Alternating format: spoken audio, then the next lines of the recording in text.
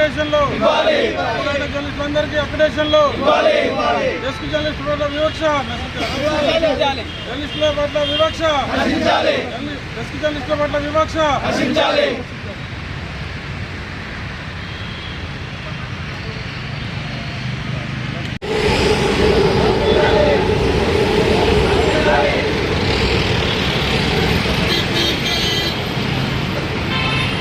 పరిస్థితి వచ్చిందండి.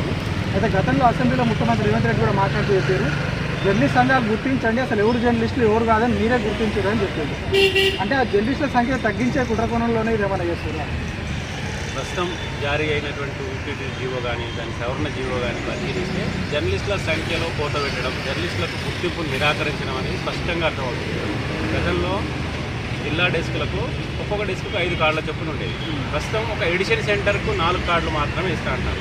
దీనివల్ల ఒక్కొక్క జిల్లాలో 15 నుంచి 25 మంది, మొత్తం ఉమ్మడి జిల్లా కలిపి 15 నుంచి 20 మంది జర్నలిస్టులు పనిచేస్తున్నారు డెస్క్ జర్నలిస్టులు. అట్లాంటి చోట మీరు 4గురికి తీసుకొచ్చి కార్డులు ఇస్తున్నారు. గతంలో సఫిషియెంట్గా కార్డులు ఉన్నాయి. ఇప్పుడు 4గురికే ఇవ్వడం వల్ల మిగతా వాళ్ళు జర్నలిస్టులు కాదంట, వాళ్ళని మీరు గుర్తించడానికి నిరాకరిస్తున్నారా? వాళ్ళు చేస్తున్న జర్నలిజం కాదా? వాళ్ళు చేస్తున్న సామాజిక సేవ కాదా? అట్లాగే టీవీలకు 12+12+12 కార్డు ఉండేది. అట్లాంటి దాన్ని మీరు 8కి తీసుకొచ్చారు. శాటిలైట్ ఛానల్స్లో 8 మంది డెస్క్ సబేటర్ అయినటువంటిది. డెస్క్ జర్నలిస్టులను కానీ మిగతా జర్నలిస్టులను కానీ గుర్తించడానికి నిరాకరించడంలో మీకున్నటువంటి అభ్యంతరం ఏంటి? ప్రతిదానికి ఏ పథకానికైనా ఏ సంక్షేమ పథకానికైనా మీరు ఏమి ఇవ్వాలన్నా అక్రిడేషన్నే ప్రామాణికంగా తీసుకుంటున్నారు. మీరు చెప్తున్న లెక్కల ప్రకారమే అక్రిడేషన్లు ఇస్తే మిగతా వాళ్ళందరూ జర్నలిస్టులు కాదన్నట్టేనా? సంక్షేమాన్ని ఇవ్వడానికి కూడా మీరు వెనకాడుతున్నారా? జర్నలిస్టులకు పూర్తి స్థాయిలో జర్నలిస్టులకు సంక్షేమాన్ని ఇవ్వలేని పరిస్థితిలో ఈ ప్రభుత్వం ఉన్నదా? ఎందుకు వివక్ష చూపిస్తున్నారు? అంటే ఇన్నిసార్లు మీరు రోడ్ ఎక్కిరు, ఐఎన్టీఆర్ ముందు ధర్నా చేసేది, కలెక్టరేట్ ముట్టడించి ఇన్ని చేసినా కూడా ఎందుకు గవర్నమెంట్ రెస్పాండ్ అయ్యింది? ఫస్ట్ ఈ జీవో విడుదలైన నెక్స్ట్ డే నుంచే మేము ఈ మూమెంట్ను స్టార్ట్ చేసామండి. ఫస్ట్ ఏం తీసుకొచ్చారంటే accreditation card, media card, field జర్నలిస్టులు, డెస్క్ జర్నలిస్టులు వేరువేరుగా చూపిస్తున్నారు. ఇది కంప్లీట్గా ఒక విభజన పూరితమైనటువంటిది అని చెప్పేసి దీని మీద పెద్ద ఎత్తున ఆందోళన చేపట్టినాం. కలెక్టరేట్ల ధర్నాలు, నిరసనలు ఇవన్నీ చేపట్టినాం.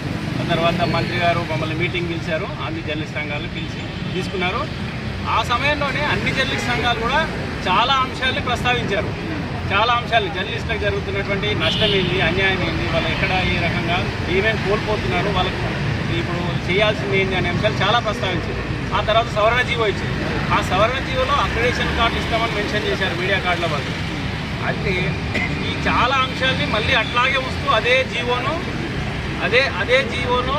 సవరణ చేయాల్సిన అంశాలు చాలా ఉన్నప్పటికీ ఒక 5-6 అంశాలను మాత్రమే సవరించి 44,000 కార్డులు ఇస్తామంటున్నారు.